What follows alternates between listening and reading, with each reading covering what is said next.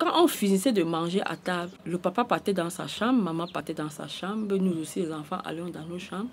Et à notre grande surprise, on comprenait des chuchotements du côté de papa et maman, mais qu'on ne savait pas comment ça se passait pour qu'ils soient ensemble, mais on n'avait pas les intentions, puisqu'on n'était pas trop ouverts en ce moment-là.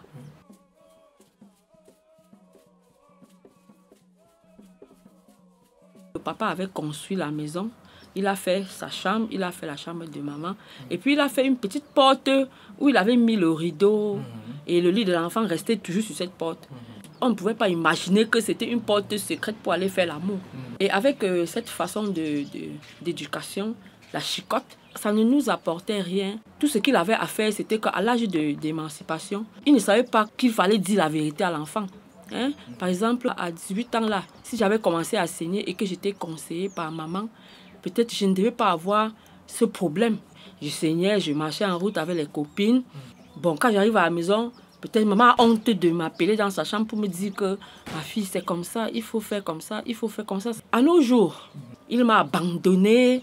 Il m'a dit que comme j'ai conçu, je suis perdue, j'ai raté ma vie. Après cet accouchement, je pouvais toujours réussir dans ma vie. S'il était toujours derrière moi. Puisque dans sa tête, c'était seulement l'école. Or, moi, j'avais une voie naturelle qui était la coiffure depuis l'enfance. Je lui avais demandé de m'aider. Il m'a dit qu'il ne peut pas m'aider. Je me suis aventurée à Sambelima, où j'ai rencontré des coiffeuses, que j'étais bonne berceuse parce qu'il fallait persévérer à cette coiffure. Je suis allée en Bouddha, où j'ai rencontré toujours une coiffeuse. Papa n'était plus derrière moi, avec le bébé, parce qu'il m'avait déjà abandonné. Il savait qu'il m'avait rayé. Ma première fille que j'avais fait à 18 ans, elle a eu son master en comptabilité gestion professionnelle.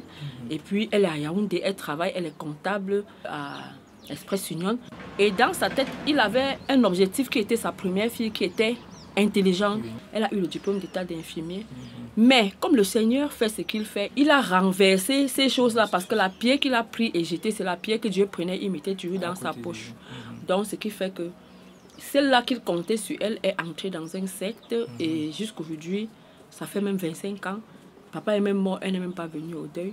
Est-ce que tu n'as pas plus de clients qui viennent ici parce que les gens s'installent de plus en plus dans la ville?